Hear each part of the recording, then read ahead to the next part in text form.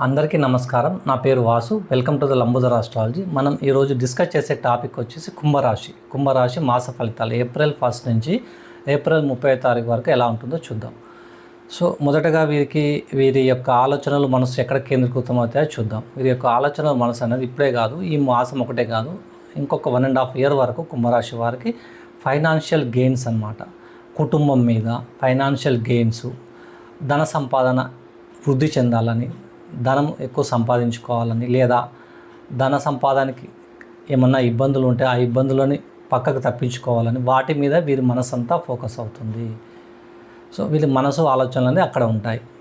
మిగతా job, friends అవన్నీ continue అవుతుంటాయి, కానీ వీరి మనసు అనేది అక్కడ తొక్కిసలాడుతుంది కుంభరాశి వారికి. సో వీరికి అనుకూలంగా ఉండే గ్రహాలు ఏంటో చూద్దాం. మాస ఫలితాలకు వెళ్ళాము. వీరికి అనుకూలంగా పంచమ స్థానంలో గురు భగవానుడు మంచి అనుకూలంగా ఉన్నారు. తృతీయ స్థానంలో సూర్యుడు ఉన్నాడు. సూర్యుడు ఏప్రిల్ 15 తర్వాత నుంచి అనుకూలంగా మారుతాడు. ఏప్రిల్ 15 బిఫోర్ ఏమవుతుందంటే ఏప్రిల్ 1 నుంచి 15కి ద్వితీయ స్థానంలో ఉంటారు. సో ద్వితీయ స్థానంలో అంత సూర్యుడు యోగించాడు. ఇన్కమ్ ఇస్తాడు, కానీ ట్రబుల్స్ కూడా ఎక్కువ ఇస్తాడనమాట. సో వీరికి సపోర్ట్ చేసే ప్లానెట్ సూర్య భగవానుడు, గురు భగవానుడు, రెండే ప్లానెట్స్ వీరికి మంచి సపోర్ట్ ఉన్నాయి. ఇంకా వచ్చేసి కుంభరాశి వారికి అనుకూలంగా లేని ప్లానెట్స్ ఏంటంటే, వీరి రాశిలో జన్మ రాశిలో రాహు భగవానుడు ఉన్నాడు. సప్తమ స్థానంలో కేతు ఉన్నారు. సో జన్మరాశిలో రాహు ఉంటే ఏమవుతుందంటే, వీరి మనసు అనేది ఎప్పుడు వేవరింగ్ అనమాట. ఏ నిమిషానికి ఏం జరుగునో అన్నట్టు భయపడుతూ ఉంటారనమాట. రాహు ఆ ఫియర్ ఫ్యాక్టర్ని బాగా డెవలప్ చేస్తాడు. రాహు కేతులు ఉంటే ఫియర్ అనేది కంపల్సరీ వచ్చేస్తుంది. వోలటైలిటీ అన్నమాట. ఏమవుతుందో అన్న భయాన్ని ఈ రాశి నుంచి, కుంభం నుంచి రాహు వెళ్ళిపోయేంత వరకు ఆ భయాన్ని కలిగిస్తూ ఉంటారు వీరికి. సో ఆ పారామీటర్లో భయం నుంచి విముక్తి పొందాలి అంటే దైవారాధన చేసుకోవడం మంచిది. ఏదైనా దైవారాధనతో పాటు బొట్టు పెట్టుకోవడం, తిలకం పెట్టుకోవడం, టెంపుల్ వెళ్ళడము అలాంటివి చేయడం మంచిది.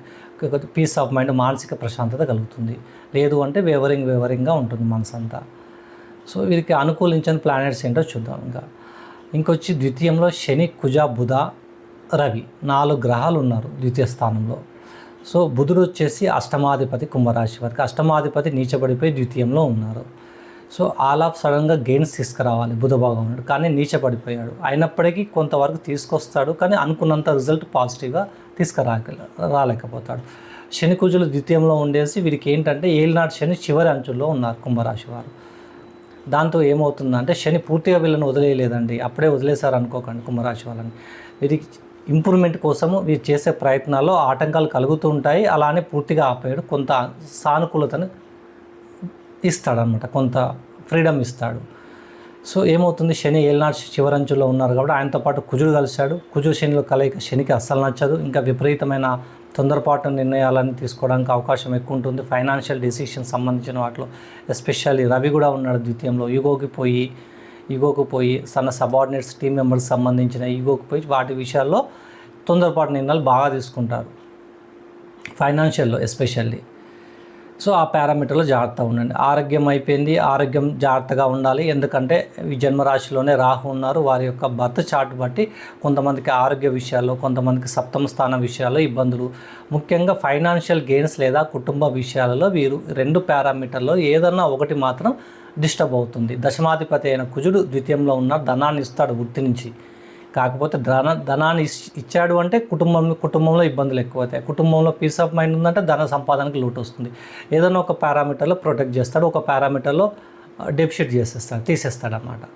సో మీరు ఆ పారామీటర్లో జాగ్రత్త పడండి. కానీ వీరి వాక్కు అనేది చాలా కటుగా మారిపోతుంది. 15వ తారీఖు వరకు సూర్యుడు ఉంటాడు, కుజుడు ఉంటాడు, శని ఉంటాడు. ఈ ముగ్గురు కలయిక వల్ల వీళ్ళ యొక్క స్పీచ్ అనేది చాలా కటుగా మారి ఎదుటి వాళ్ళకి కోసినట్టే మాట్లాడతారన్నమాట. అలా ధోరణి వెళ్తుంది. కుజుడు తొందర స్పాట్లు అనేయడం అనమాట. అది తప్ప ఒప్ప ఎదుటి వాళ్ళు బాధపడతారు అనేది ఏముండదు. సో ఆ ధోరణి అనేది తగ్గించుకుంటే రిలేషన్షిప్స్ నిలబడతాయి. లేదు అంటే ఎక్కువ ఎదుటి వాళ్ళు డిస్టర్బ్ అవుతారు, తర్వాత వీళ్ళు డిస్టర్బ్ అవుతారు. ఎందుకు నేను ఇలా అన్నా అనేసి వీరు కూడా ఫీల్ అవుతారు.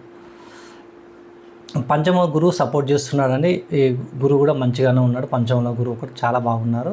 అయినప్పటికీ వీళ్ళు గోచారంలో కాలసర్పదోషంలో ఇరుక్కున్నారు కాబట్టి హెల్త్ విషయంలో చాలా జాగ్రత్త పడండి కుంభరాశి వారు.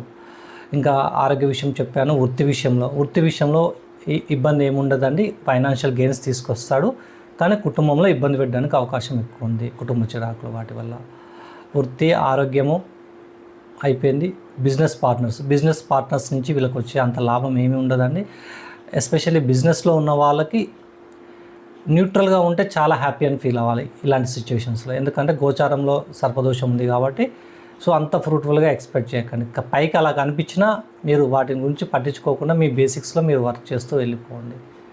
బిజినెస్ అయిపోయింది, కుటుంబం అయిపోయింది, హెల్త్ అయిపోయింది, పారామిటల్ అయిపోయింది. వీరికి పాటించవలసిన రెమెడీస్ ఏంటో చూద్దాం. ఏలినాటి శనిలో ఉన్నారు కాబట్టి శని భగవానునికి తైలాభిషేకం చేసుకోవడం మంచిది. దాంతోపాటు వీరు అష్టమాధిపతి నీచబడిపోయాడు, బుధుడు నీచబడ్డాడు కాబట్టి నల్లని ఆవుకు కానీ ఆకుపచ్చని గడ్డి మేత పెట్టడం చాలా మంచిది. ఈ పరిహారం పాటించండి. ఇంకోటి రాహుకేతులు వీళ్ళు జన్మరాశిలో ఉన్నారు. వీళ్ళు జన్మరాశిలో ఉన్నారు కాబట్టి ముఖ్యంగా కుంభరాశి వారికి కొంతకాలం జూన్ 11వ తారీఖు వెళ్ళేంత వరకు ఎస్పెషల్గా వీరు సుబ్రహ్మణ్యేశ్వర స్వామికి అభిషేకము 2 పాములు అల్లుకున్నట్టు ప్రతిమలు ఉంటాయి, వాటికి అభిషేకం చేసుకొని మూలమంత్రాన్ని జపించండి. వీరికి ఆకస్మికంగా వచ్చే నష్టాలు కానీ అనారోగ్యాలు కానీ తప్పుకుంటాయి. కొంతవరకు బ్రీతింగ్ ఇస్తుంది. సుబ్రహ్మణ్యేశ్వర స్వామి చేసుకుంటే రాహుకేతు ఇద్దరికి చేసుకుంటే, అలాగే కుజుడికి కూడా కుజభావాన్ని కూడా చేసుకునేట్టు పరిహారం. సో శని భగవానికి కుజభావానికి రెమెడీ ఖచ్చితంగా పాటించండి కుంభరాశి వాళ్ళు. థ్యాంక్ యూ అండి. నమస్కారం.